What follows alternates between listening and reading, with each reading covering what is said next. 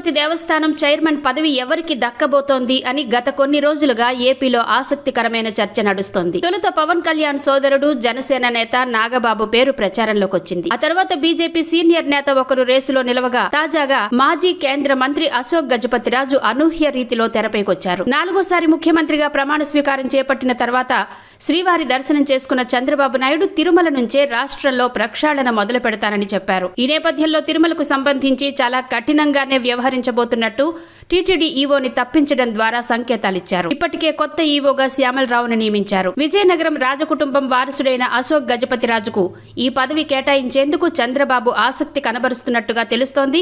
వివాదరహితుడు, ధార్మిక కార్యక్రమాల వైపు పూర్తిగా తెలిసిన వ్యక్తి కావడంతో ఆయన వైపు చంద్రబాబు మొగ్గు చూపుతున్నట్టు తెలుస్తోంది. విజయనగరం అసెంబ్లీ నియోజకవర్గం నుంచి 7 సార్లు ఎమ్మెల్యేగా, విజయనగరం పార్లమెంట్ నియోజకవర్గం నుంచి ఒకసారి ఎంపీగా గెలిచారు. ఇటీవల విజయనగరం అసెంబ్లీ స్థానం నుంచి అశోక్ గజపతిరాజు కుమార్తె అతిథి గజపతిరాజు విజయం సాధించారు.